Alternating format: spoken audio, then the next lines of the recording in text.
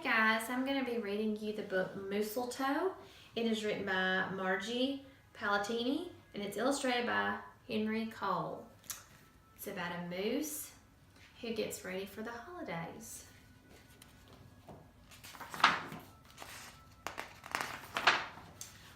"'Twas the season, and Moose was merry. He joyfully tickled the ivories with a tune full of tidings and a flurry of fa-la-la-la-las. He was so full of ho-ho-hos, even his moustache had the holiday spirit." Look at his big old mustache. But Moose was more than just a bit merry and bright. He was busy, busy, busy. There was a lot to be done on his list of to-dos, but with orderly organization and a bit of regimentation, lots of imagination, and just plain old Moose know-how, getting ready for the big day should have been simple. Easy. Yes, in all probability, just perfectly perfect. He wasted not one merry minute. Moose got moving and put some hustle into the holiday bustle. He went to work. He wrote cards and letters till his hooves hurt. Check. He shopped till he dropped. Check. He hauled home boxes and bags and presents galore. Moose had gifts for everyone stacked from ceiling to floor. Check, check, and check. He wrapped, yo, yo, yo. He ribboned, ho, ho, ho. And on each and every package, he tied a big, beautiful bow. Check and double check. So far, so simple, so easy, so perfectly perfect. Another look at the list, and Moose headed for the kitchen. He pulled out the pots, pans, and bowls, sifted through stacks and racks of cookbooks. He whisked with his left and spooned with his right. Moose baked tons of tins of cookies. Check. Dozens of cakes, breads, and sweets. Check, check, check. He made jellies, sticky jams. Moose roasted a goose and some chestnuts.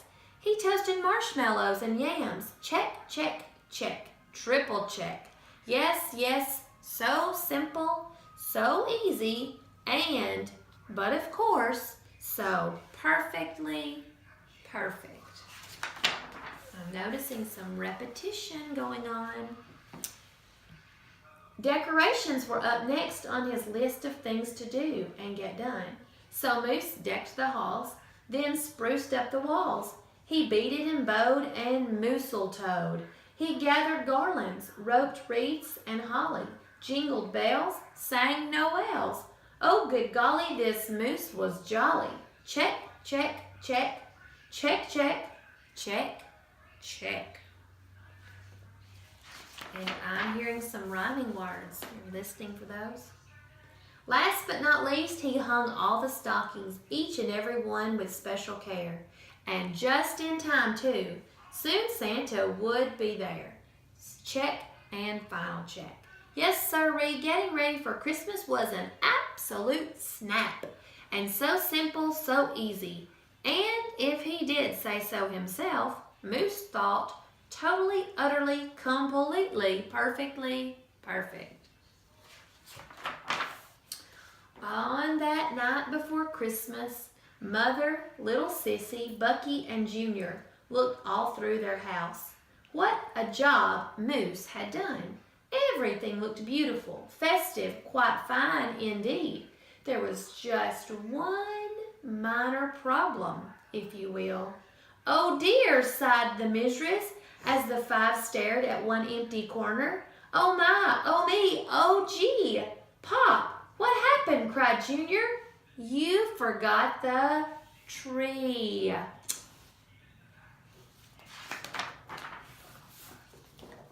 Oops. Where would they hang the tinsel, string the popcorn, light the lights? Where would Santa leave his gifts for the kiddies on Christmas Eve night? So Moose pulled on his galoshes and put on his hat.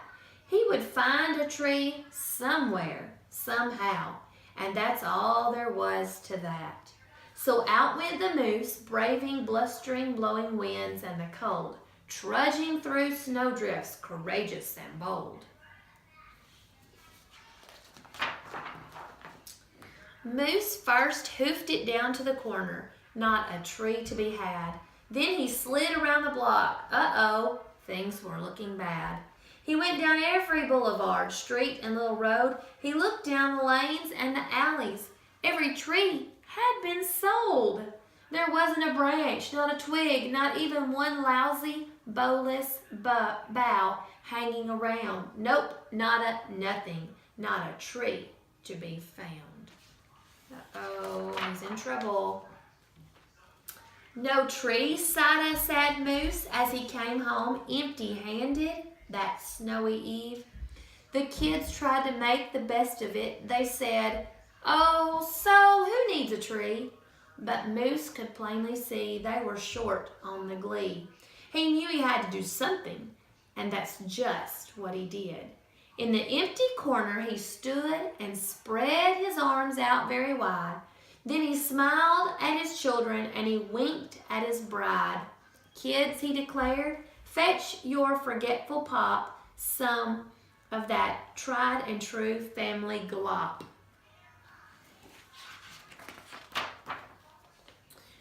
So back came the kids carrying a big pot of glue, and without a word to one another, they knew just what to do.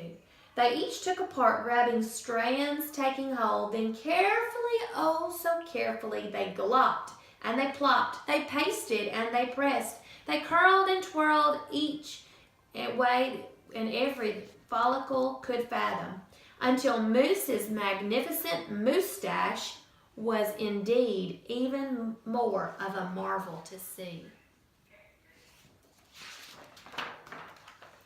Moose was just a few needles shy of being an evergreen tree. They strung Moose with lights from his head to his shoes, and they draped him with tinsel beginning right with his nose. They hung balls that were shiny and bells that twinkled, candy canes, berries, and plums sugar sprinkled. Then they all stood back. Junior plugged in his pop. Ooh! Ah, yes, Moose truly was an incredible sight. He was glorious and glowing, and boy, oh boy, was he ever bright.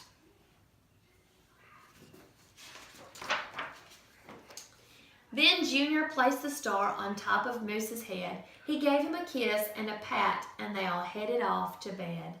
Except for Moose, of course. He stayed in the corner instead, still twinkling and blinking and waiting for Santa.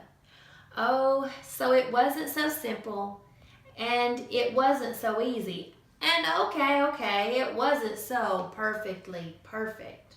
But do you know what? It was pretty close. Ho, ho, ho.